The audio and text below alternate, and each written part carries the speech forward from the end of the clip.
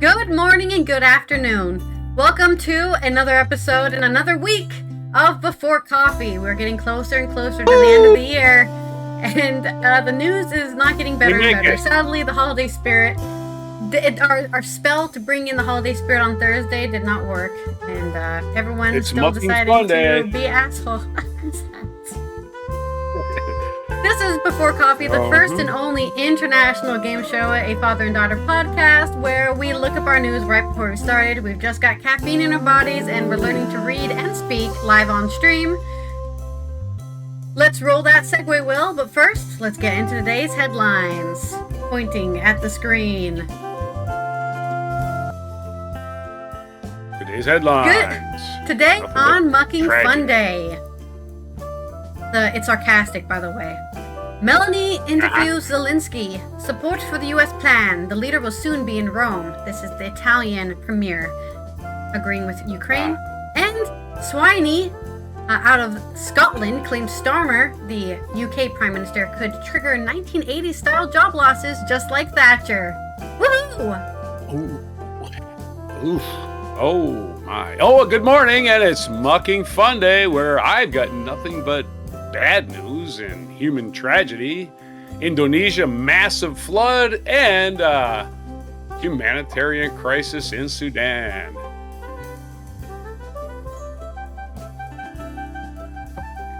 Indonesia sends home 2 Dutch nationals convicted on drug trafficking charges.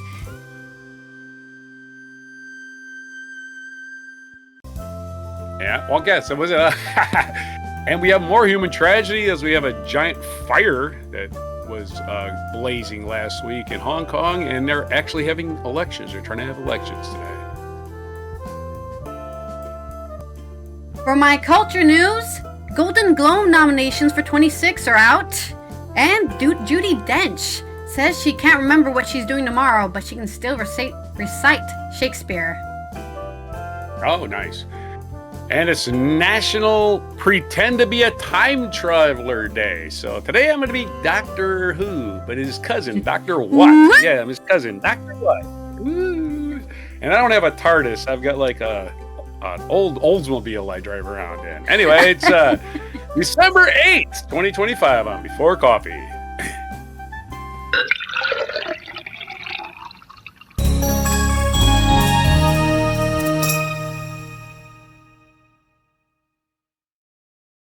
Cosplaying one. Exactly. If you want to be Doctor Who, nobody can say you can't be.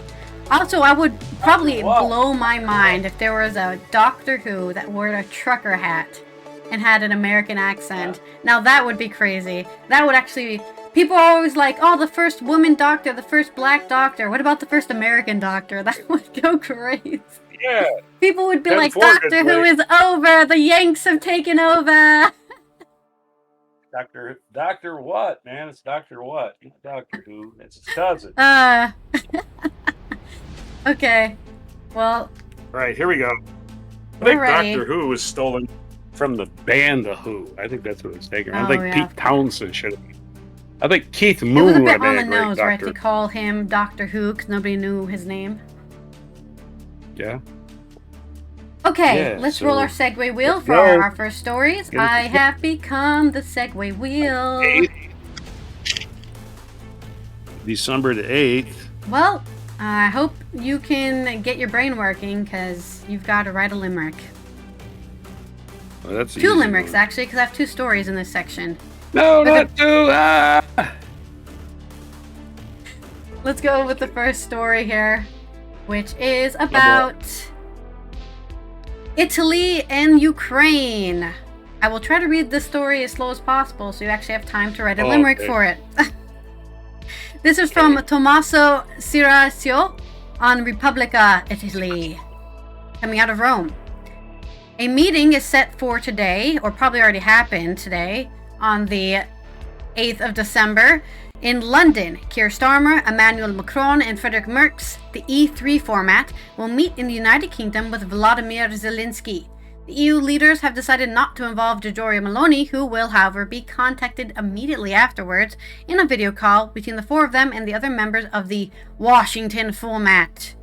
It is therefore no coincidence that the Prime Minister wanted to speak with the Ukrainian President yesterday on the 7th of December, as she invited him to Rome for a visit scheduled for Tuesday afternoon or the latest Wednesday, so either the 9th or the 10th of December. These are diplomatic skirmishes, but they reveal a distance between European allies. The three Europeans are affected by Prime Minister's decision to remain extremely cautious with convicted felon Trump, despite the slaps he continues to inflict on Zelensky and those in Europe who support him. Also weighing heavily, however, is the tension generated by the U.S. strategy document released by the White House, which is highly contemptuous of the old continent. Okay.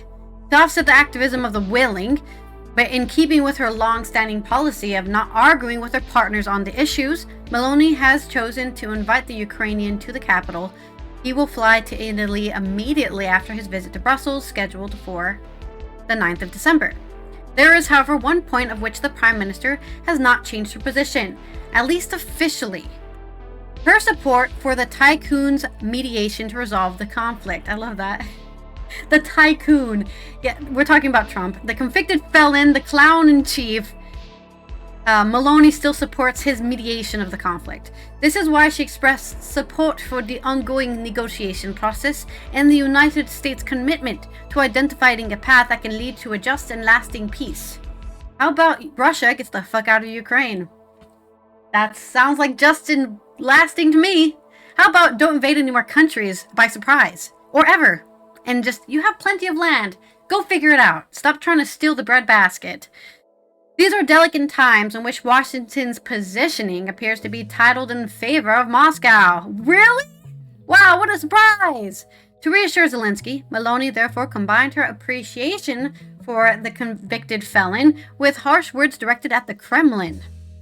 She reiterates her solidarity for the new series of indiscriminate Russian attacks against Ukraine civilian targets and asks Putin to change his stance, agreeing to sit in good faith at the negotiating table, like Kyiv. Yeah, Putin has yet to actually meet Zelensky in a room and talk about any sort of diplomatic ending to this conflict because he wants all of Ukraine.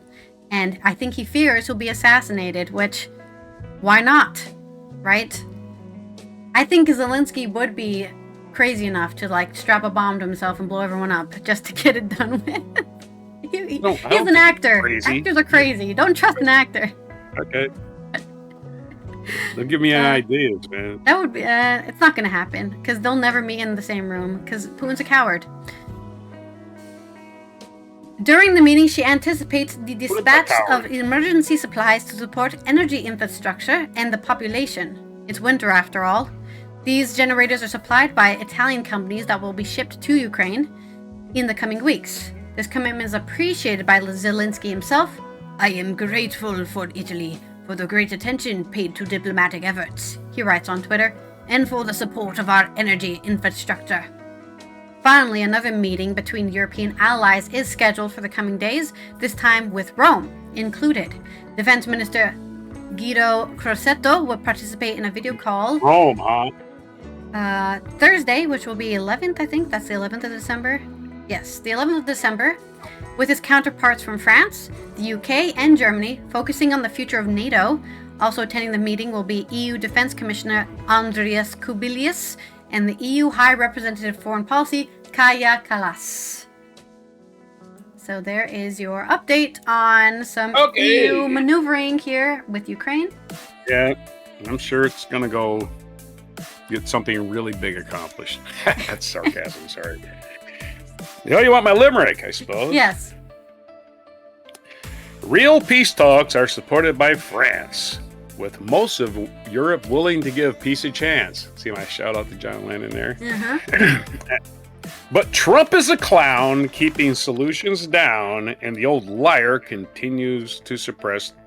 The old liar can't even suppress the fire in his pants.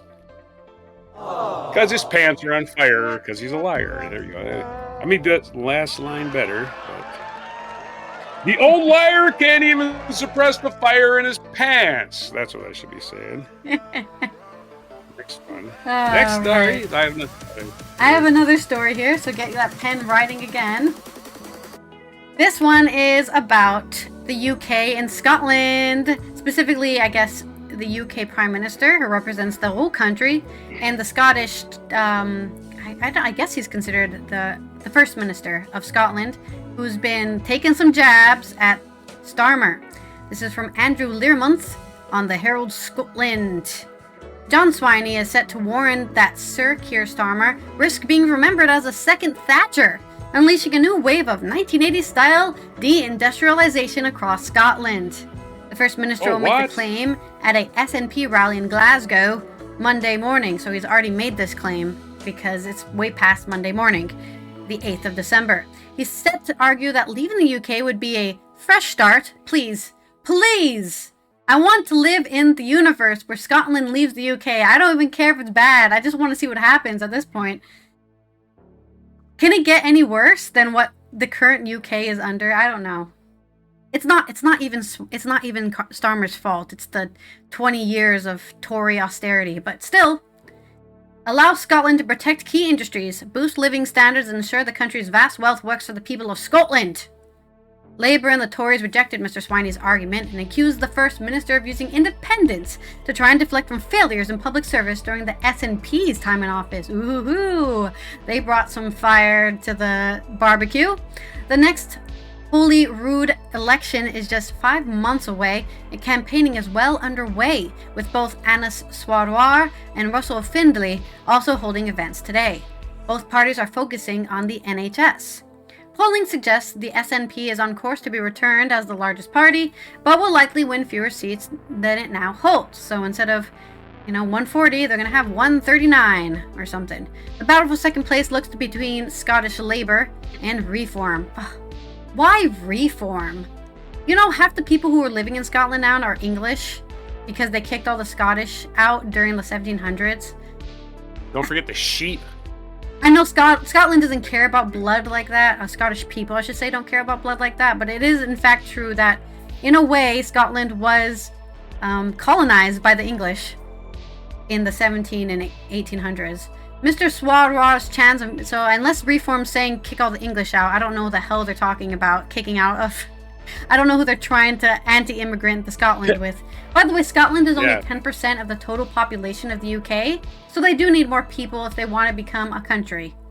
Just saying. And don't forget the sheep that the British unleashed on Scotland have destroyed all the natural vegetation. Oh, right, of course. And any chance of forests ever blossoming again in Scotland. We've talked about it plenty of times here, right? They have 20 million different rewilding initiatives because they de-wild the country so bad that it's killing itself. The environment is like, Scotland used to have a forest, everybody. Yeah. Used to have a forest. Yep. Imagine trees. Believe it or not. Yeah, Wow. Speaking of which, when we're driving through all of the UK, I don't remember seeing a lot of trees. Very limited amount of trees. It's very remember sad. we had to look up the most dangerous animal in Scotland, and it turned out to be a bull, which is a domesticated animal. Yeah. No, just it should be a wolf or something, Right. Some sort of lion. Beaver, anything. The Eurasian lion. How about a lynx? Anything, Nope. It's a cow. It's a cow. It's a cow that has balls. It's a male cow. Yeah. All right. A cow's a female. Anyways, back to Mr. Swarwar's chance of moving into the Butte House have been plummeted in recent months as voters increasingly turn away from Sir Keir Starmer's government. Mr. Swarwar is the Scottish Labour representative. The SNP said Mr. Swiney, who spoke with Prime Minister last week when both men attended the 44th British-Irish Council Summit in the Vale of Glamorgan, would use a speech to outline how independence can ensure Scotland's wealth delivers real, lasting benefits for people and communities across the country. Mr. Swiney is expected to tell supporters, "Unless ministers control Scotland, resources do not work for us. We need that in their complete failure to support key industries in Scotland. That is why, when I met with Prime Minister on Friday, I made clear the existential nature of the current threat. It left him in no doubt that, unless he changes course, what we face is a second wave of 80s-style deindustrialization, 80s-style economic devastation. If Keir Starmer does not change course, he will enter our national story as a second Thatcher, a second destroyer of industry, a second destroyer of communities, and Scotland will not forget. That sounds like a real threat there. Doesn't everybody watch Braveheart anymore? Doesn't everybody watch Braveheart anymore? Get all that Scottish, you mean the very historically inaccurate film? Yeah, I don't think Scottish people love that film very much. Historically accurate enough, right? It's historically accurate enough to know that this freaking British, man, they always got us under their heel, Yeah. Hundreds of jobs have been lost following the closure of Grangemouth Refinery, while many hundreds more are at risk because of the imminent shutdown of the Mossmoran Fife ethylene plant. There are also growing concerns over redundancies in the Northeast, with firms blaming the windfall tax on oil and gas for downside. Oh, we got taxed, so we had to downsize. Now you have to suffer. Shut the fuck up. Anyways, I'll accept all of that. I will not accept, oh, we were allowed to destroy the planet for 20,000 years, and now suddenly we have to stop? But my money! Mr. Swiney will add, this is why we speak on independence as the fresh start Scotland needs. A fresh start from the chaos of Westminster's system that is fundamentally broken and beyond repair. And a fresh start financially and economically. A fresh start because with Scotland's future in Scotland's hands, our nation, our fellow citizens can finally see the benefit of vast wealth. Let us not let Westminster take the decisions and take the wealth. We will be better off with independence, better off with Scotland's future in Scotland's hands. That is the fresh start that only independence offers. It is the fresh start our nation can choose in May next year, only by voting SNP. Not sponsored by SNP. Right. The article goes for more about people arguing about, well, blah, blah, blah, blah, blah. Then NHS is still very important, and SNP is not focusing on how important the NHS is. But the thing is, if Scotland gets independence, they won't be relying on the NHS, will they? Because that is the UK's natural health service. So people are just scared to take the plunge at the end of the day, and that's why a lot of these anti-independence people speak about it, because they're like, it's not a fresh start because we'll still have to rely on our local people, and you just want to win an election, but you're never going to deliver, which is probably true. The problem is they can't leave the UK without an actual referendum. And they've been trying for years since, I think, 2014 is when they had the last one? 2016, 2014? I can't remember. Nah, let's just go to France. Let's do like Bonnie Prince Charlie and just go to France and raise an army. What do you think? The question is, will Macron help? I don't think so. He seems a bit like a pro-UK guy. He doesn't have to help. No, it's going to be surreptitious. He won't even know about it. Just get all those pensioners who are angry about the raise in the pension age, and then just take them to Scotland. Yeah, Nick can retire in Scotland at 59. That'll hoodwink them. Yeah, they'll be like, hell yeah, let's go move there. Let's go. 59, holy shit! It's a whole year of puttering around doing nothing. Yay! That's my story. Give me your second limerick. Here's another limerick. Get your soundboard ready. Imagine, again, we're doing John Lennon theme today. Imagine all of the Scots not acting like British bots. They gave up sovereignty for sheepish mediocrity. Is this what for at Culloden we fought? Culloden, the end of Scottish independence, as there's Jacobites some tried Scottish history for you right there. The Jacobites tried to throw the British out of Scotland, and they barely failed. They almost succeeded, almost made it, almost. They got this close, and that was Yeah, I mean, it's the same argument with 70 slavery, years right? ago. It's like, if people liked it so much, why were they fighting so hard to get out of it? No, the Scottish love being part of the UK. That's why they fought several wars to try to get out of the fucking deal they became. They were like, first of all, you took our king, right? That's Scotland's point of view. You took our king, made him the king of England, and as a reward for that, you encompassed all of Ireland and England and a freaking part of the Netherlands, right? A lot of shit went into England's that one king. Yeah. I am the king of all of this. It's because right? the current king at the time when Scotland joined the Union was a Dutch king, or a French one even. Yeah, he was the William of Orange, but he went and moved to England. And then Scotland had a lot of failed colonies, in South America. Some people think on purpose. Yeah, they said, yeah, you can go try to make a colony there and fail epically at making a colony in a jungle. And they lost a lot of money. And then Scotland was like, we need help. And then England said, yeah, we'll help you if you join the Union. Hey! A lot of people think it was a setup from the beginning. And there's two Jacobite rebellions. There's one in the early part of the 1700s, like 1715. And there's one again 30 years later. And in both of those, they ended up taking lots of prisoners of war and sending them to places like Australia and Canada and the United States. Yeah, and that's where the Scottish people all over the place. And then they emptied out Scotland in the 1700s by manufacturing a housing crisis. Oh, there's no houses for you to live in. Guess you have to go to America. Burn people out of their homes. People out of their homes. There was get old people that got set get the fuck out of here. We're colonizing this bitch. Old people been living there 80 years, were set outside to die while the British troops set fire to their homes. So yeah, screw England. Stop being a bunch of assholes. You got all the money you need. You don't need more land. Scotland will still trade with you, but you got to be nice. We are in the same island.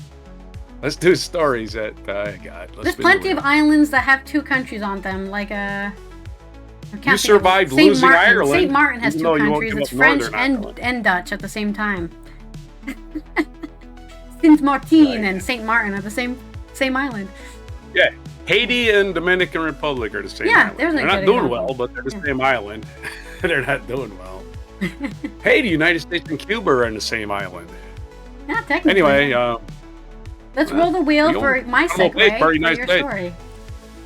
Guantanamo Bay is owned by United States. The hot planet news.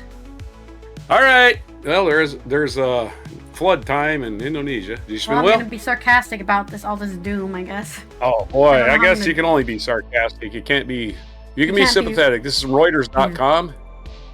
Ajeng Olfiana your Yud Hysteria. That's the person's name. That might be a city they're in.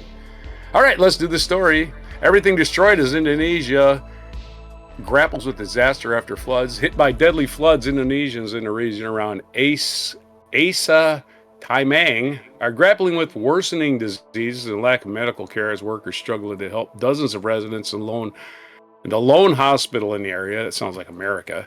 Cyclone-induced floods and landslides last week devastated 3 provinces on Indonesia's Sumatra Island, including Aceh, A-C-E-H, that's how it's spelled. I don't know if that's how it's spelled. Killing at least 940 people, which is terrible, and an additional 78 people listed as missing, government data showed on Sunday. As residents lost their homes to pools of mud and debris, diseases got worse. Diseases including diarrhea, fever, or myalgia, triggered because the environment and places of stay here have not recovered post-disaster, Indonesia's health ministry said last week.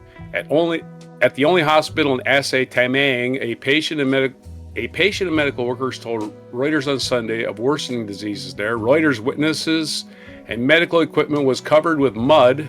Syringes were scattered on the floors and swept medicines away. These workers do not know what tired means, says Ayuwayuani Putri, who gave birth to her child days before the floods hit.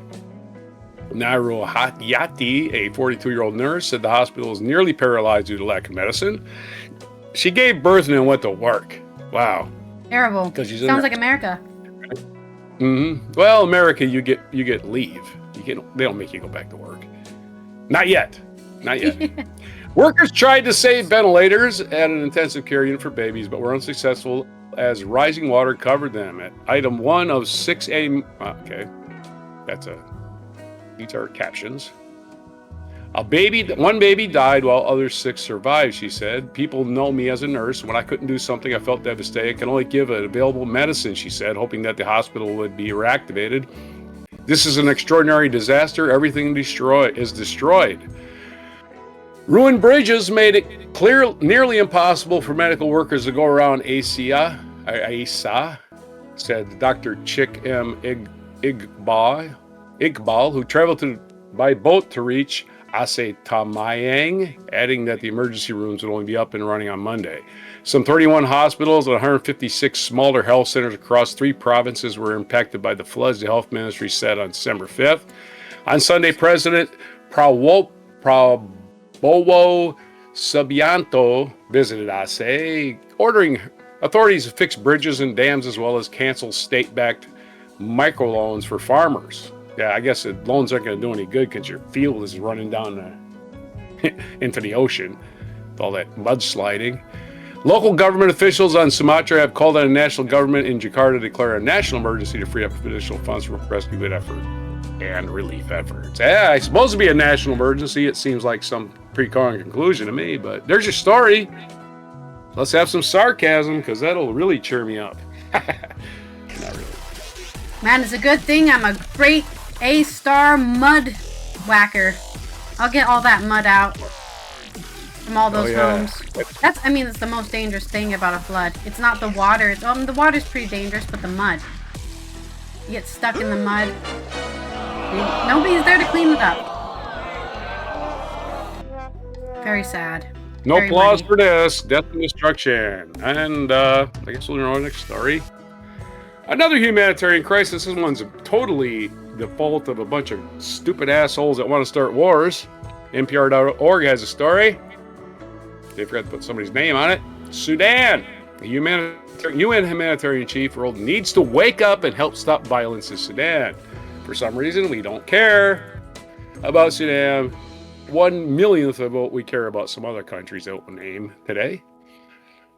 You don't see big debates. You don't see people in the streets of the United States protesting this at all. The UN top humanitarian emergency relief official has told NPR that why world leaders have not paid more attention to the civil war in Sudan is the billion-dollar question, and called for United Nations Security Council to wake up and help solve the violence. Tom Fletcher, the Under-Secretary General for Humanitarian Affairs, who recently spent a week at Sudan's Darfur region, has called the area the epicenter of suffering in the world right now. Speaking to host Ayesha Rasco on Weekend Edition Sunday, Fletcher described his visit to Darfur. You're going through a checkpoint after checkpoint, manned by child soldiers, he said. You're meeting people who are starving, who have been displaced, many victims of sexual abuse, victims of horrible torture, brutality. Fletcher explained that his organization's work in Sudan is currently only 32% funded. We got money for everything else, not for this, right? Oh! Yeah, seems that way. Oh, we put on a roadblock. Oh, no, my God, what can we possibly do? But they got money for everything else. Amazing. We are making these brutal life and death choices every day about which lives to save, literally which ones to cut, which projects to keep. He said this year the United States has cut back its foreign. You can count on the United States to do anything except please Vladimir Putin and all the billionaires, because we are being run by a fascist idiot. So don't count on the United States for anything. We're doing our best, Fletcher said of his organization's work in Sudan, but added we are overwhelmed because we're dealing with hundreds and thousands of people escaping. And that's just from El Fasher alone, let alone across the whole of Sudan where the needs are enormous. In October, the city of El Fasher was captured by their Rapid Support Forces. What a douchebag name. After an 18-month siege, the United Nations estimated around 200,000 civilians were trapped in El Fasher when the army withdrew, and there is evidence that many were systematically killed, with thousands still accounted for by these fuckheads called Rapid Support Forces. In other words, a bunch of little pukes, a bunch of cowards. Killing civilian is cowardly. Satellite imagery shows possible mass graves in El Fasher and beyond, raising fears of suspected genocide. More than 20 years ago, between 2003 and 2005, the Darfur region experienced another genocide in which it estimated that at least 200,000 people were killed. In October, the city of El Fasher was captured by the Rapid Support Forces, the paramilitary group that is war with Sudan's army. The United Nations estimated around, we did this 200,000 things already. Just repeating themselves. Fletcher called El Fasher a crime scene. He said his organization were determined to get more aid teams to the area and also try to push for accountability. Good luck with that. For the bloodshed. He called for urgent help from other global organizations to stop the violence. We need the world to act. We need the United Nations Security Council to wake up. We need the great powers of the world to basically say, let's stop arming this conflict. Well, there's money to be made, don't you get it?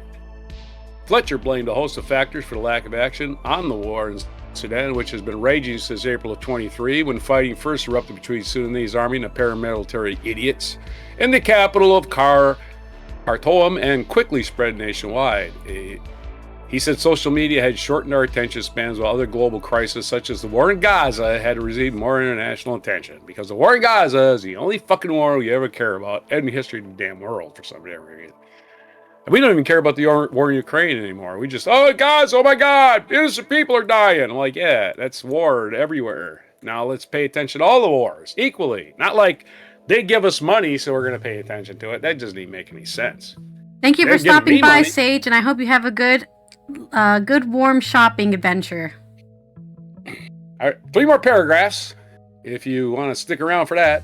Fletcher called the current moment a brutal period of indifference and apathy, and said some online information had let some people feel that suffering on the other side of the world is not important. However, he argued that all was wrong. You can't put a wall around millions of people who flee from conflict and climate crisis, Fletcher said. Exactly. Fletcher told NPR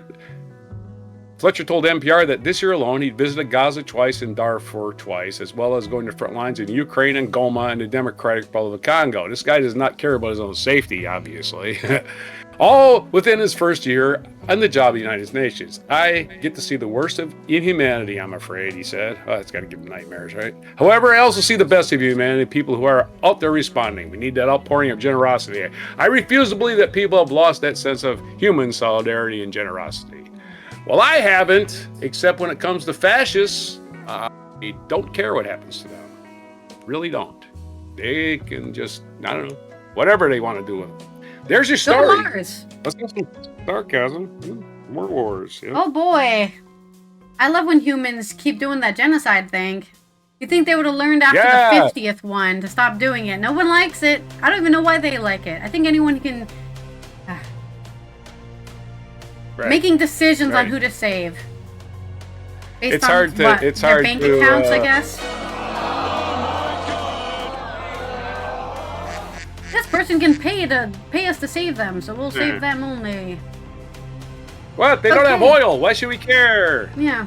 I don't know. Put them on the work camps or something. Anyways, that's enough sarcasm. Let's roll the segue with... Right. That's enough. We can't... Can we just let human beings live on the planet where they exist? Just Yeah. Do you want to be sarcastic now? Or do you want to re-roll? Nah, re-roll. Let's go! Another limerick! No, I'm just kidding. I'm just joking. Oh, I might have called it. Reminds me of a song. Okay, that works. This next story is coming out of also Indonesia. But it's not about Indonesia itself. It's about drug smugglers in Indonesia who have been sent home. So they are from the Netherlands, and they were smuggling drugs into Indonesia, and they've been sent back to the Netherlands after a long time. I'm sure the article will tell me. This is from Edna Targan on AP News, coming out of Jakarta. 2 Dutch nationals imprisoned in Indonesia on drug trafficking convictions were repatriated to the Netherlands today on the 8th of December, following an agreement between the 2 countries. Indonesian authorities handed over the 2 prisoners, including one who had been sentenced to death. I don't think the Netherlands has a death penalty, so I can see why they wanted to be repatriated. The Dutch authorities at prison in Jakarta ahead of the evening flight said. The men wore baseball caps and bright green t-shirts at the handover. They were being treated for health problems, and the Netherlands has requested their repatriation on humanitarian grounds. Indonesia's Deputy Minister for Immigration and Correctional Coordination, I Nomian Gidi Surya Mathram, said at a news conference in Jakarta that the 2 men would continue to serve their prison sentence in the Netherlands. I mean, it was just drug trafficking. I know, it can kill people, but the death sentence for drug trafficking is a bit crazy to me. They ought a death sentence for the money launderers. That would do it. Yeah, that would be better. Maybe they were doing both. Siegfried Metz, 74, the prisoner on death row. He was 74? 74! That's a good run. The prisoner on death More row years was than John convicted of Lennon got. involvement in the shipment of, oh my god. I was thinking it was cocaine or heroin. It's ecstasy. Oh. I mean, I'm Well, at just least he saying, felt right? happy. The problem with heroin, for example, is it's very addictive and you can't get off of it. I don't know if ecstasy is just as addictive, but this is what they got put in prison for. 600,000 ecstasy pills illegal. From the Netherlands to Indonesia. He has been held in prison in Jakarta since February of, here it is, 2008. That is when my roommate graduated high school. That was my last year of middle school. He's been in prison since 2008, so almost 20 years. So when he did the crime, he was around 50. Around 50 when he did the crime. For ecstasy smuggling. Yeah, it's still against the law, man. Yeah, you're right, but death row for that. I don't know. I don't know about death row for Don't do ecstasy. the crime, you can't do the time, as the old saying. Another prisoner, Ali Tokman, 65. These are all both older, well, middle-aged, I guess, at the time when they committed the crimes. Was taken into custody at Surabaya Airport in December of 2014. That would have been also 10 years ago. After customs officers found slightly more than 6 kilograms, or 13.5 pounds, that's a lot, of brown-colored MDMA. Psychoactive drug. He has served 11 years of a life sentence. Indonesia I wonder if that's I wonder what the actual crime is in the Netherlands. I'm sure it's still illegal to smuggle drugs, right? I'm not saying it's not illegal to do that anywhere, but life in prison. Yep. For smuggling Take it seriously, drugs. man. Yeah. I just don't agree with it. As someone who thinks drugs shouldn't be illegal, right? I just don't agree with smuggling them to be a life sentence. Like, I understand the Far East is still 20 reeling years from in the prison, open whatever, wars, but life right? sentence. Under President Prabowo Subianto's administration, he sent several foreign prisoners to their home countries under bilateral agreements. They included a Filipina who faced the death penalty for drugs, 5 Australians convicted of heroin trafficking. Now that's a drug, I understand. And 2 British nationals who also faced the death penalty and a life sentence for smuggling drugs to Indonesia. The drugs they smuggled not indicated. The United Nations Office on Drugs and Crime says Indonesia is a major drug smuggling hub despite having some of the strictest drug laws in the world, in part because of the international drug syndicates target in its young population. Their young population's getting high. About 530 people are on death row in Indonesia, mostly for drug-related crimes. Well, sounds like it's not working very well, including nearly 100 foreigners. The Ministry of Immigration and Corrections data showed last month. Indonesia's last executions of a citizen and 3 foreigners were carried out in July 2016. I'm disgusted, but we have already had news about Indonesia's terrible crime and punishment laws before, when I think, didn't they like whack somebody with a metal bamboo stick for committing adultery or something recently? I think that's a story we did. I'm like, oh my god. We need to stop. We're above these things, everyone. Nah, they're not. Yeah, I guess not. I don't believe in the death penalty for any crime. Because I am too much of a hopeful person, and I believe in being able to... First of all, people are innocent until proven guilty, and a lot of times you just freaking plant evidence and get these and what's true as well, right? Oh, we found the drugs on them. It's like, okay.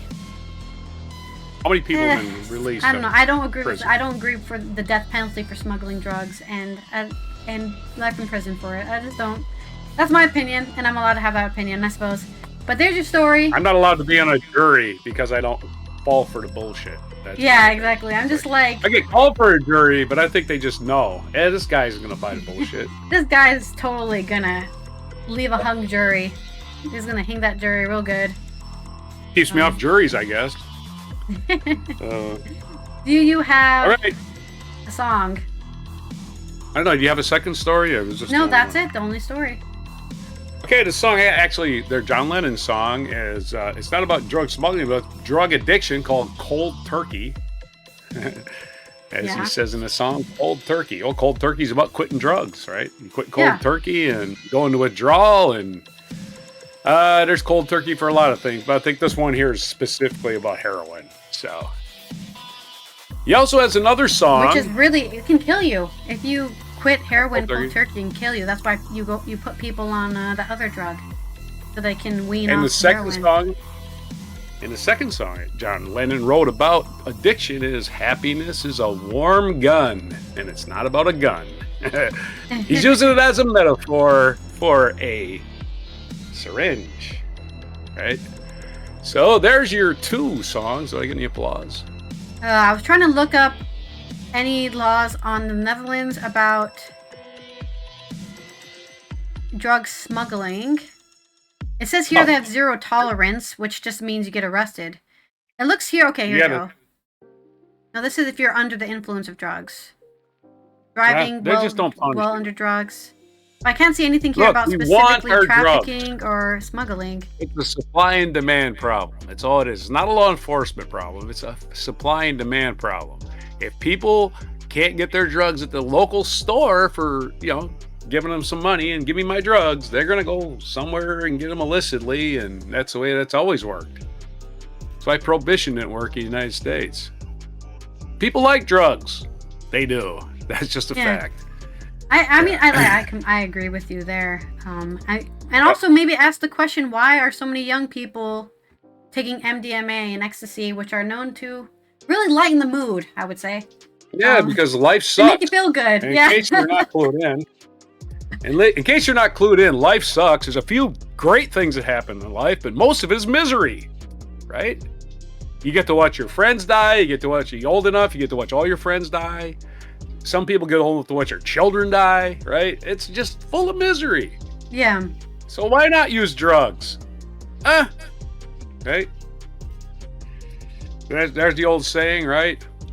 Reality is for people that can't handle drugs.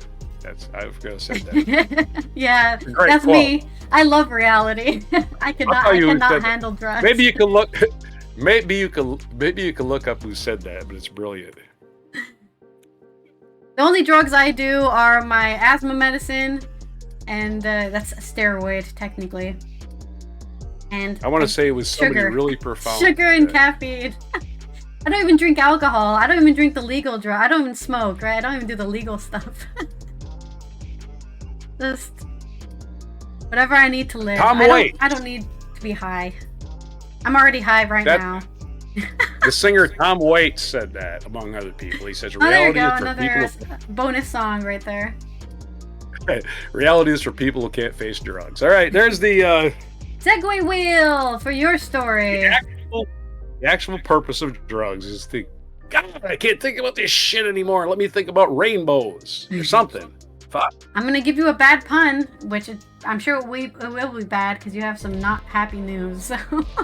Okay, well, there's some news about Hong Kong. A fire, a blazing fire. It was probably arson. This is BBC.com. Hong Kong votes. They're having an election this week. Hong Kong votes in election as city mourns deadly fire. Hong Kongers have voted in an election seen as a test of public sentiment following deadly fire that angered some of the city. The government. Now, this is China. Don't forget. Is China really having a real election? Probably not. Probably not. We will know. Yeah, we probably can't get your name on the ballot unless you're a member of the Communist Party. So let's not even pretend to have an election. The government mounted a huge campaign to encourage residents to choose members of the Legislative Council, or LegCo. It sounds like Lego, doesn't it? Oh, the Legislative Council is a bunch of Legos. All of the candidates have been vetted to ensure they are all loyal to China. In other words, good members of the party. Voter turnout was 31.9% according to the city's electoral office. That's terrible. I mean, even the United States with our shitty turnout gets near 50. The last election in 2021 saw the administrative region's lowest ever turnout, 30%, amid widespread voter apathy. Why would you care? They go, oh, we're going to vote. The election took place as many were mourning a devastating fire in Hong Kong's Tai Po district last month, which means last week, that killed nearly 160 people. Around 1.3 million voted of around 4.1 million registered voters in the city. That's a lot of damn registered voters that just don't give a fuck, right? Mm-hmm. It's like, what? Not change. They're just government's gonna say, hey, here's our new sweeping reforms that don't include you. They include you doing what you're told. That's it. And Hong Kong has a population of more than 7 million. China earlier made sweeping changes to Hong Kong's electoral system to ensure only patriots could run for seats. There you go. There's that word. Patriots. Whatever the hell that is. The most misused word in the history of words is patriot. Anybody calling themselves a patriot is obvious to me automatically full of shit, right? I joined the Marine Corps, right? I worked for the Department of Homeland Security for 25 years doing a dangerous job, and I don't call myself a patriot. I let my life speak for it. Yeah. I don't have to call myself anything. I don't have to justify shit to you because I did the work and I'm satisfied and I really don't care what you think of me. It's called freedom. Beijing has said in the charges, the changes, not the charges, we'll get charges later, which were put in place after the anti-government protests in 2019 were necessary to ensure stability in Hong Kong, but critics say they weaken democracy. Keep pretending you got a democracy, Hong Kong. It's really quaint. Ahead of the recent election, authorities distributed aid to survivors of the Tai Po fire, arrested suspects, and sought to improve building safety as some Hong Kongsters raised questions about the incident. I don't know if Hong Kongers. Are they actually called Hong Kongers, not Hong Kongers? That sounds really funny. I'm a Hong Konger. Wow. There's got to be a better name for that. Hong Kongians? Hong Kongites? I think a Hong Kongite sounds better. A total of 161 candidates competed for 90 seats in the Lego, which acts as a mini parliament because it's made of Legos. Hey! I'm sorry, it looks like Legos. And can make and amend laws. 20 of those are directly elected, while nearly half are picked by a pro-Beijing election committee, and the rest are chosen by special interest groups like business and trade. In other words, fascism. Fascism and communism is a deadly mix because you're never going to have any rights ever. This year, the government has blanketed the city with posters urging Hong Kongers to head to the polls while dangling freebies and shopping discounts. They're going to bribe you to vote. They're going to bribe you to vote and you still get 31%. The United States does not bribe us to vote unless you're Elon Musk. We don't bribe people to vote, and our turnout is pathetic, and we still get 50%. Hong Kong is not doing this right. Sorry. Hong Kong is 31%, even with the bribes. After casting their vote, each person received a thank you card that could redeem for vouchers in selected shops and restaurants for beauty services, medical checkups. Nothing in here about getting any free ecstasy or any free what the happy hell? drugs. That sucks. You can use it for your insurance policy premiums. That'll help you get drugs. Insurance policy premiums? What the hell? This is communism. It's supposed to be free healthcare. God, they're not even doing communism right. China can't even do communism right. You're supposed to have free healthcare, assholes, because the doctors work for the frickin' state. Don't you understand how communism works? Stupid Chinese. Authorities also offered free entry to public swimming pools and museums on polling day. Why would it cost anything? Oh boy! I love communism now. Why does anything cost any money? It's communism. What the hell? Oh, I get it. Because Hong Kong was capitalist so long, it's hard to give it up, right? They don't get all the bonuses. I see. They get all the bad stuff from capitalism and all the bad stuff from communism. Way to go, Hong Kong. You really got it looped up. You get none of the good stuff from communism, like free healthcare, and you get none of the good stuff from capitalism with this choice where you can spend your money. And that's what you get for not submitting to the Chinese government in the 1800s. Yeah, it was a British colony up until 2000. Oh, was it? I thought they. Yeah. Okay, my bad. I'm not up to date on my Hong Kong history. All I remember is the Opium Wars. The exact demarcation point of Hong Kong becoming part of China was the year 2000. Hong Kong's Chief Secretary Eric Chan told reporters last month that the measures were aimed at ensuring a happy and festive mood. Oh yeah, get on with your propaganda there, shit for brains, because nobody believes that. And let residents recognize the importance of the election. You got to bribe them, and it still didn't work. But in recent days, focus has been on the 26th November fire that engulfed high-rise residential blocks at Wang Fu Court.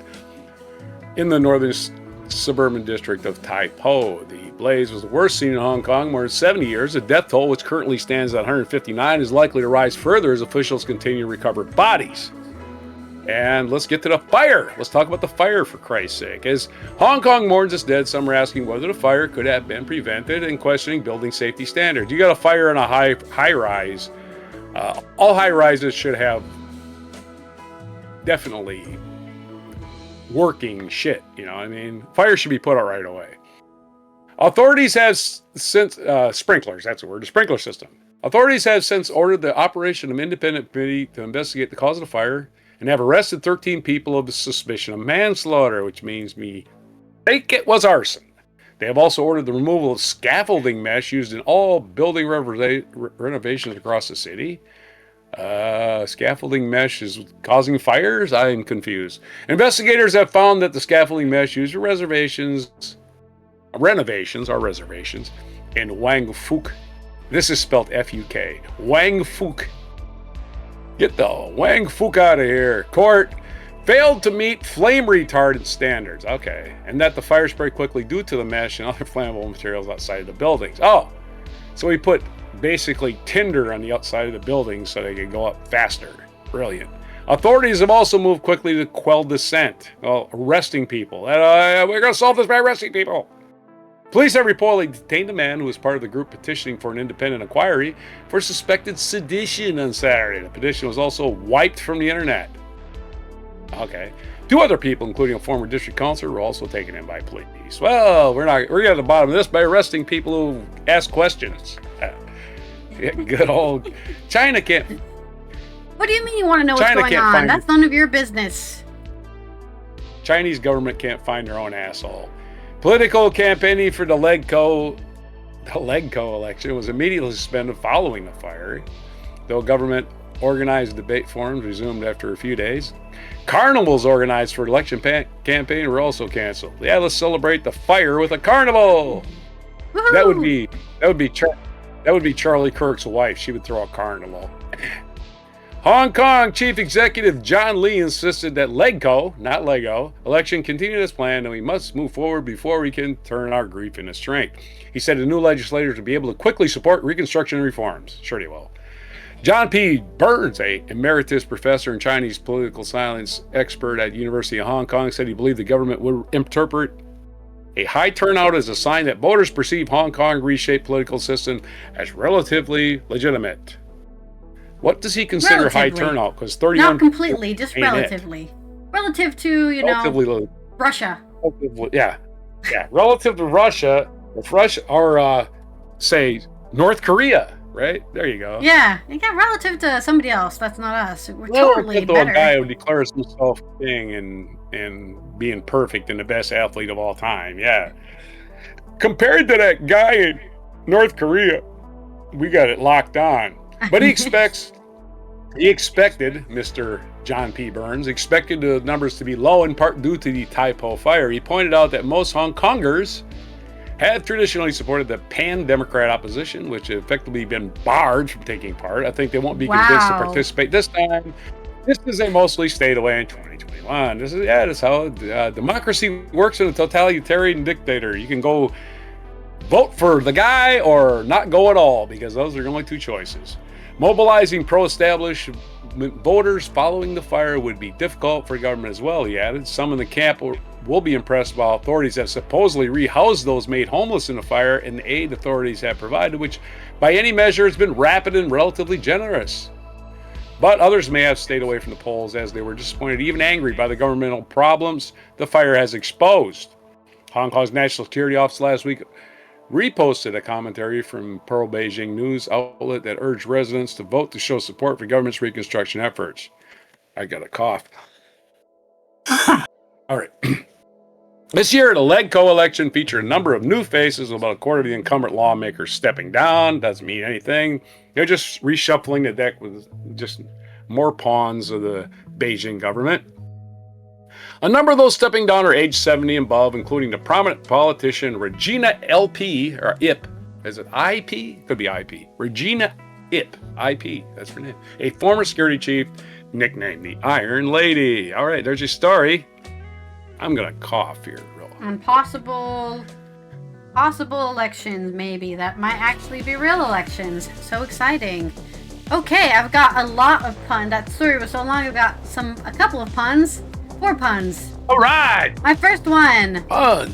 I love throwing warming parties, but for some reason the police keep calling it arson. Ah! Why do the Hong Kong police wake up early? I don't know. To beat the crowd. Get it? They want to be there before the protest, but also want to beat the protest. We have a With free Chinese fair talking election. goose today, I asked him from what part of China he was from. Hong Kong. What? He's a geese. Ah! And finally, how did the pirate warn his child about a fire he had set? He yelled, "Our son!" This is a pirate. Our son. Okay. Our son. It's not Okay. like a pirate day. Joking about, yeah. Hello, Dorina. Hope you're having a good That was Monday. horrible. I know it's Monday, but good enough. Oh no, we're having an ad break. I missed my ability to snooze it. I missed my snooze. Is it going now? Okay, let's roll our segue Did we wheel. have an ad break? Yeah, I was supposed to Been on snooze here it that 3 long times, ago. so we don't have any ad breaks for an hour, but I didn't snooze it 3 times. Okay. How are you? Dorina asked how are you doing. Misfortune. We've been covering a bunch of negative stories here, so we're a bit dismayed. Yeah, we're done with negativity. It's all a bad day today, even a bad day in history. Our next segue is going to be mixed metaphor. Mixing And I the have old 2 metaphor. segments here. The first one is quite short, and it's just about the Golden Globe nominations that came out over the weekend. So we'll just quickly list off what's going on there for the 83rd edition of the Golden Globes. This is by David Morquand on Euronews Culture. The shortlisted films and TV shows have been announced, with the Golden Globes taking place in LA on the 11th of January 26. The nominations have been announced, and Paul Thomas Anderson's One Battle After Another has emerged as the frontrunner with 9 nominations. These include Best Motion Picture, Musical or Comedy, Best Director, Lead Actor for Leonardo DiCaprio, Lead Actress for Chase Infinity, and supporting nods for Benicio del Toro, Sean Penn, and Teyana Taylor. It was followed closely by Sentimental Value with 8 nominations, and Sinners with 7. Chloe Zhao's Hamnet, the adaptation of Maggie O'Farrell's novel about the death of William Shakespeare's son, hits most European cinemas early next year and has 6 nods. I think Chloe Zhao was the only other woman to win a director's. Yeah, Chloe Zhao, that's who it was, by the way. Chloe Zhao is the only other woman to win an Oscar in directing. So that's... For what movie? Oh God. Let me see. It probably says on her... Nomadland. It was for Nomadland. Which was about homeless people who basically are nomads in the Southwest and the Midwest, traveling around in RV camps and stuff. I think it was a documentary, actually. I think it was an actual documentary.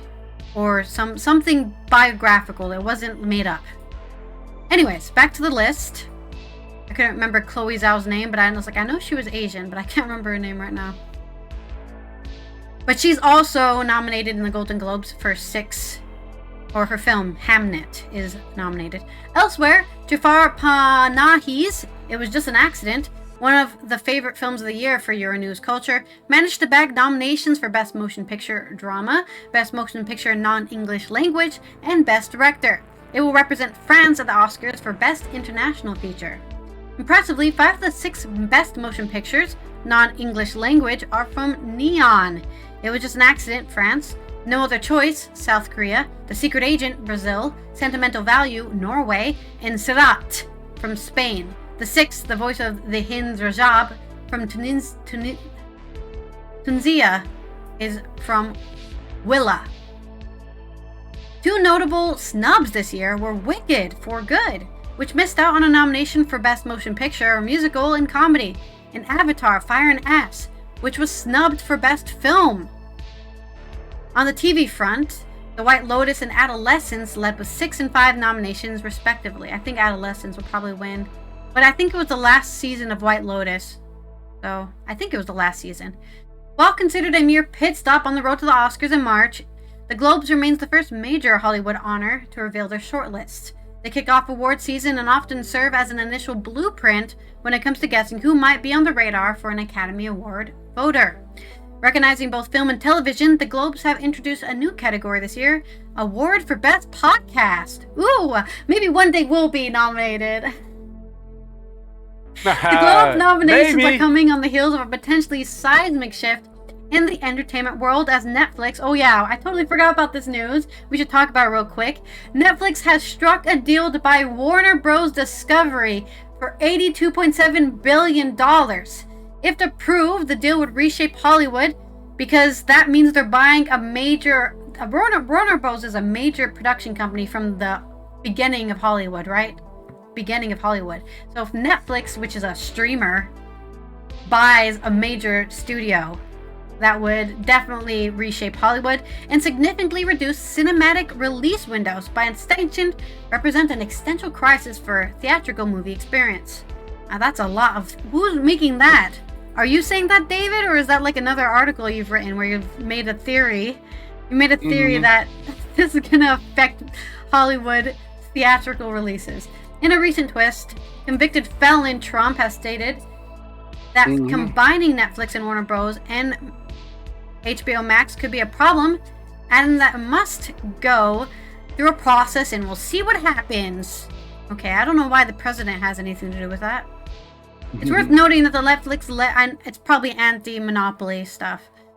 It's worth noting that Netflix led all distributors with 35 nominations across film and television, which is why some people have been saying we should stop letting Netflix and other streamers into the Hollywood thing because then I can't compete. It's not fair.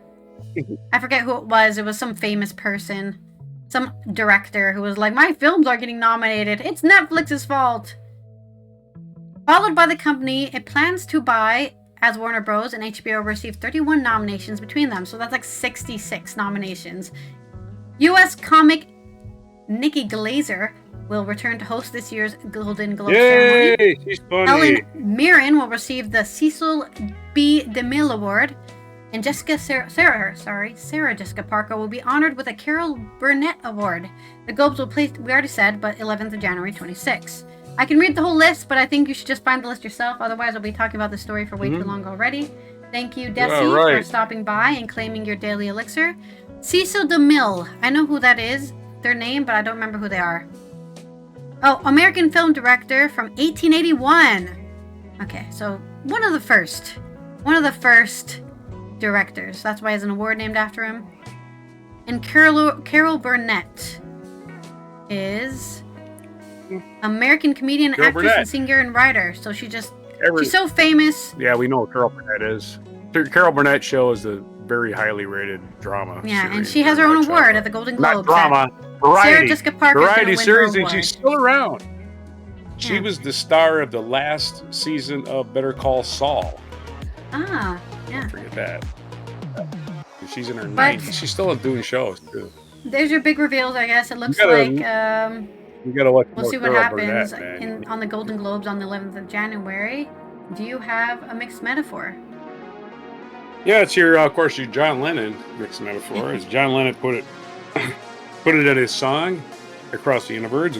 Words are flowing out like endless rain into a paper cup, but all you need is love. There you go. There's your mixed metaphor. Like John Lennon mixing two of his songs. Okay, my next story is about Judi Dench. My more culture news. Judi Dench she's struggling to remember appointments or she faces. She also has failing eyesight, but she can still recite Shakespeare monologues. This is from Catherine Shord on The Guardian. The actor Judi Dench has spoken about her worsening eyesight and increasing memory problems, saying she struggles to recall immediate appointments. but still able to remember reams of Shakespeare. I can't remember what I'm doing tomorrow, I swear to you, she told the Radio Times. Her assistants then confirmed that she does sometimes require help. Dench added that her age-related macular degeneration now means that even up close faces are in a fog. It's a crusher, she added, saying that she can no longer watch television. I miss seeing Clive Mary doing Mastermind, she said, but I can hear the questions. Dench, who turns 91 Tuesday. Wow, I didn't know you were born the same day as Judi Dench. That's something positive. Not 90. No. The same day. I didn't say the same year. Well, okay. Would be the same day. The same day, not the same year. Is fronting a new documentary about her relationship with the works of Shakespeare, and will be seen being interviewed by Kenneth Branagh on another program to be broadcast over Christmas. Dench also said she is in contact with Kevin Spacey, the actor, who is in 23 was found not guilty of sexually assaulting him. That's such a random thing to reference. Yeah, okay, we know Kevin Spacey is not guilty. Kevin has been exonerated, she says. Right. When I hear from Kevin, we text. Early this year, Dench said she now requires full-time assistance when in public, lest she fall over due to her vision problems. In 2012, she should get like a dog. A lot of non-sequitur seeing dog. That, right? In 2012, she first revealed a diagnosis of age-related muscular degeneration. Sorry, I keep saying muscular. Macular degeneration. A degenerative eye condition that is the biggest cause of sight loss in the UK, affecting more than 700,000 people. Mm-hmm. She has credited the condition with her de facto retirement from acting. I can't see on a film set anymore, she said in 23, adding, and I can't see to read, but you just deal with it. It's difficult if I have any length of a part. I haven't found a way, because I have so many friends who will teach me the script. Dench's most recent screen credit was a small role in a Christmas movie, Spirited, in 22. Earlier that year, she had a more substantial part in Aleulula, Alan Bennett's adaptation of his play. The same year, she also received her 8th Oscar nomination for her work on Kenneth Branagh's Belfast. Dench still appears frequently in public, however, at charity events, including one last month alongside Ian McKellen for the Royal Shakespeare Company. In May, she was sculpted live in aid of lymphedema research. She would not be able to see the first finished sculpture, she said, but would touch it if they let her. So there is your small little update on Judi Dench. She's still going strong, even if she can't see. And she's still quite positive. She's always been a positive, bright lady. Dame Judi Dench. She's actually a dame by the Queen. Yeah, she got knighted. Knighted by the Queen. She has to wear them. She has to wear those armor suits. That's what I think. Knights, right? And all yeah. Them. Dame is just a female version of Sir. Or Lord. Okay, so my mixed metaphor? Yes, mixed metaphor time. Yes, this is your slipping into senility mixed metaphor, where all the world is a stage. Well, it's John Lennon based too. All the world is a stage, and I am the walrus. Oh, because she's confused about where she is. Anyway. This is John Lennon based. Walruses can't see very well, I think. Yeah, they're pretty. And she thinks she's a walrus. They also love to lay in the road. And then you have to go, ganga, ganga. Nope, they're not going to move. Yeah, you don't want to tangle with it. You don't want to tangle with a walrus, especially on their home turf. All right, let's this get day to in our history. last story, our last Do it. segue. We're going to talk about Scotland again in the world's history. You know, today, December 8th of 1542, what'd you get? I think I got a limerick. Limerick! Uh-oh. Finally, all those limericks we've been missing, they're here. We found them. They're all here. My longest segment here. On this day in 1542, Mary, Queen of Scots, was born, and 6 days later, she became Queen of England. And she's like, I'm the Queen of England, but she couldn't even actually know where the hell she was. The Queen of Scotland. She was never Queen of England, sorry. She became the Queen of Scotland. She was denied being Queen of England by her cousin, Queen Elizabeth. 1854, Pope Pius IX proclaimed the doctrine of Immaculate Conception. Oh yeah, we just invented this shit. Again, there's nothing in the Bible saying this even happened. This is just some bullshit the Catholic Church came up with. But, hey, we got a new way to control people. Guess what I thought of? Asserting that Mary, Jesus' mother, was preserved free from the effects of original sin for the instant And that's of her the real conception. meaning of Immaculate Conception. Because people think it means she was a virgin and she gave birth. That's not what it means. It means she didn't have sin when she gave birth. And didn't pass it down to her children or something. And that's why Jesus was impossible. She was sinless. Again, that's why it's called faith, because you got to believe a lot of horse shit, right?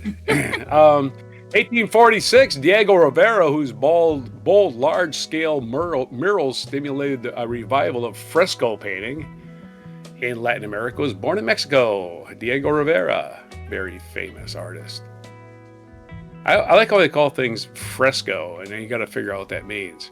1903, English sociologist and philosopher Herbert Spencer died in England. He introduced the term survival of the fittest, and I believe he's the ancestor of Lady Diana Spencer, maybe? I'm not even sure. I know she comes from a long line of aristocrats. 1978, the American film classic The Deer Hunter, starring Robert De Niro and Christopher Walken, among others, had its world premiere. An emotionally shattering look at the effects of the Vietnam War and the young American who was sent to fight it. The movie later won an Oscar for Best Picture. Christopher Walken's first best role, the More Russian roulette scene. The Russian roulette scene is torture. 1987, I cannot watch that scene. 1987, U.S. President Ronald Reagan and Soviet General Secretary Mikhail Gorbachev signed a nuclear weapons reduction treaty. You see what that says? Nuclear weapons reduction, right? Yeah, we're trying to reduce them. We're reducing arms. We just want to kill each other. Not right now. 1991, Russia, Ukraine, and Belarus signed an agreement with the form of the Commonwealth of Independent States in the wake of the demise of the Soviet Union. Oh, the good old days. Man, those are retro. We can get retro, get back on board with this. They're the Commonwealth of Independent States. Well, right now, Ukraine is like, hey, we're still independent from you assholes. 2004, Mia Hamm retired from the sport, the leading figure in U.S. women's soccer, or football as everybody else in the world calls it. 2010, SpaceX became the first commercial company to release a spacecraft, the Dragon capsule, into orbit and successfully return it to Earth. This is before Elon Musk even was the stockholder. 2016, American astronaut and politician John Glenn, who was the first U.S. astronaut to orbit Earth, died at the age of 95. He was regarded as a national hero. He's also the oldest person to go in space. He went, I believe, in his 90s. John Glenn, U.S. Marine, of course. 2009, U.S. Senator. Didn't even mention that. He was U.S. Senator for a bunch of years. Ran for president. 2019, American actor and puppeteer Carol Spinney, or however you pronounce that, who created the characteristics and mannerisms of Big Bird, died at the age of 85. Larger-than-life puppet he played was a man for nearly 50 years. Carol Spinney, I guess that was his name. 2022, American basketball player Brittany Griner was released from Russian penal colony for several months of imprisonment that many saw as politically motivated. She had a vape pen. Oh my God, a vape pen! It's a decline of civilization. Let's lock her up in a prison camp, labor camp. Well, she got released, pissed off a bunch of Americans because they're like, oh my God! Arr! A bunch of right-wingers got mad because she got released, like she should have been punished for the rest of her life for being tall or something. I don't know what the fuck their problem was. 2024, after 13 years of civil war in Syria, Bashar al-Assad was ousted. This is only 1 year ago today. His attempt to repress the uprising against the rule included brutal tactics, most infamously the use of chemical weapons. He exists to this day under the protection of Vladimir Putin in Russia. 1 year ago today, American pop star Taylor Swift staged a 149th and final show of her Eras Tour, which sold a record-setting $2 billion in tickets. Checks in the mail. That's a lot of tickets. I wonder how much they were per ticket. I wonder how that works. Today's historic event, the tragedy, horrible thing that I had to find out watching Monday Night Football, and from Howard Cosell in this day in 1988.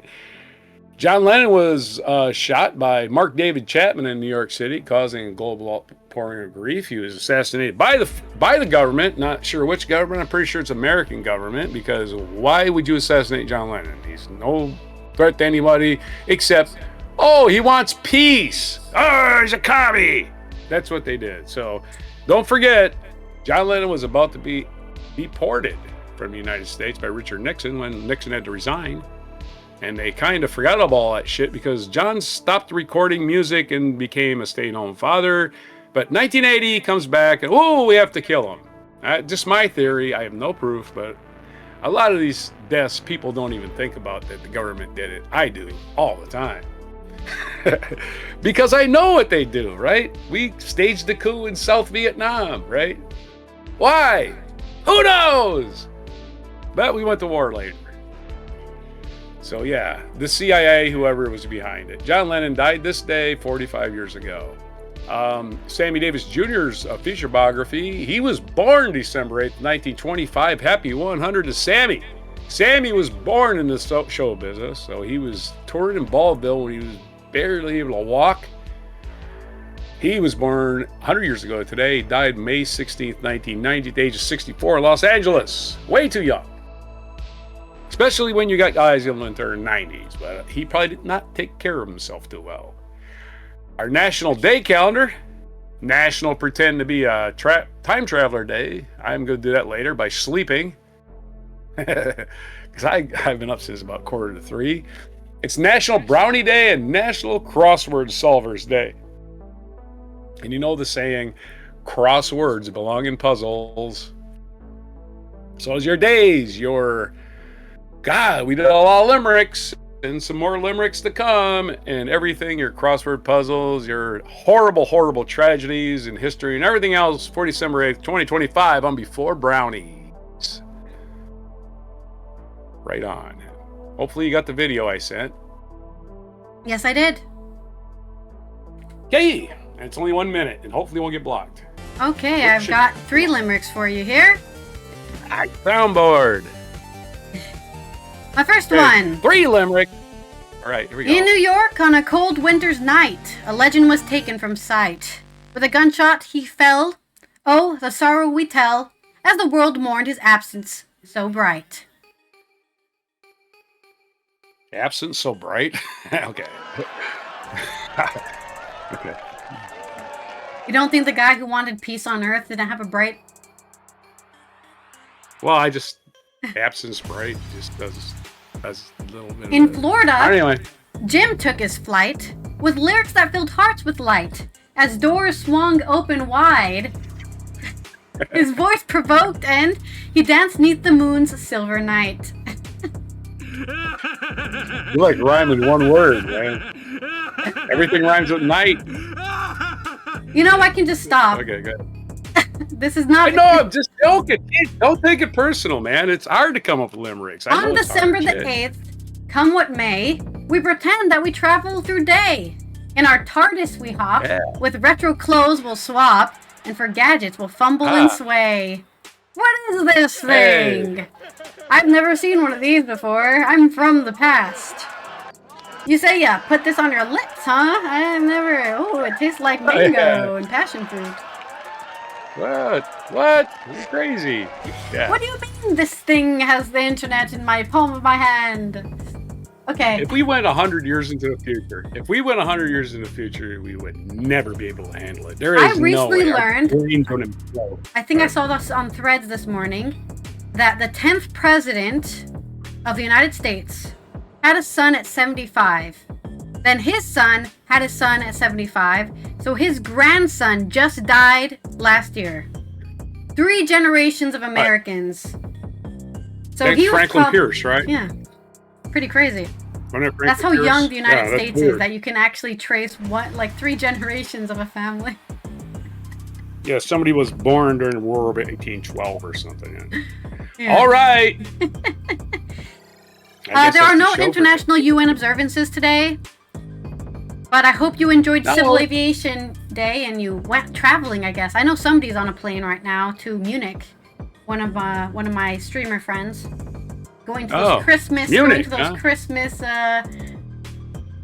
are they called again? Christmas markets in Germany. Yeah. Pageant. Yeah. Very, very cool. I have a YouTube channel. I'm planning on going to the Maastricht one, which is basically Germany. It's still Netherlands, but it's basically Germany. But it's a bit closer than Munich, which is across the entire Europe. There's a YouTube channel where you can sample worldwide markets, like have Yeah, a it's video. very cool. Live To see- videos of people going, "Oh my God, I gotta have that stuff thing that my kid wants. Ooh, Let's I'm murder drunk on for it." hot wine. It's so good. But I this like has watching been people go down ski hills. Yeah, that's my favorite exactly wintertime activity. This has been Watching Allison people here from the ski. Netherlands, Roger from the East Coast of the U.S. as we finish off our first day of the second week of the last week, third to last week of the year. How was that? It's The first day Monday. of the We'll second see you to last tomorrow for week. Good Tuesday, in which we'll have some more positive news, so you have hope in humanity We again. hope. Don't forget to follow on Twitch or subscribe on YouTube. You can also support us on Patreon. Please subscribe, because as your rant was earlier at the beginning of the show, why are all these AI video creators have 40,000 subscribers and we're real people having real opinions about the news and nobody wants to subscribe to us? YouTube's a scam. Yeah. So if you can, please subscribe just so that we can get those numbers up, so that more people can see us and so that more people can see real people instead of fake people. Yeah, we're real. not AI. Trust us. Yeah, we're not AI. We're not AI. We're not only not artificial, we're also not intelligent. So we can't be either one of those things. Exactly. Let's delete that. So hope to see you guys. You can see some before and after show on Patreon if you want to support us there. And here is our sad microdrop moment. Even as I put it in my it's last sad because incarnation, Well, it's not everybody sad, was somebody but- to hide except for me and my monkey. It is sad. It Nostalgia. means Last really thing you that, said. you know, one cannot be absolutely oneself in public, because the fact that you're in public makes you... And have if to you have want some kind of to watch defense or something whatever about it is. Yoko Ono But we and always John tried, Lennon, from whether watch it's from Lindsay Two Ellis's Virgins video. through Imagine, through anything we've done together, the films we made together, always tried great to get as near to explanation of the their relationship. uncensored, as it were, for what Nice we to are, know not he to never lost project his an image liver of something pudding that we're accent. not. Because The having saddest been thing in that about sort John of Lennon business is so that long, he never and gets to look tried old. to retain myself throughout Right, it. he's always but gonna look like obviously this. not Have to be always being 40. successful at Yeah. that. 40. It was That's all he most got. uncomfortable Been when I dead longer didn't than he feel was alive. I was being myself. You know, when I would have to a smile when I beard. didn't want to smile. And it became like all that, like being a And this is- his politician. last you know. interview was a And radio interview. what I really got through this 5 years is I'm not running for office. I like to be liked. Might have been a I don't book like interview. to offend people. It just got Yeah, imagine recorded if on John tape. Lennon was like, vote for me for Prime happy, Minister. contented person. I don't want to have to sell my soul again, as it You don't were, wanna want to government. have a hit record. Who wants to deal with that I've crap? discovered that I can Yeah, live without, yeah, don't sell your soul. without it, and it makes it happier for me. But I'm not going to come back in and try and create a persona who would not be myself.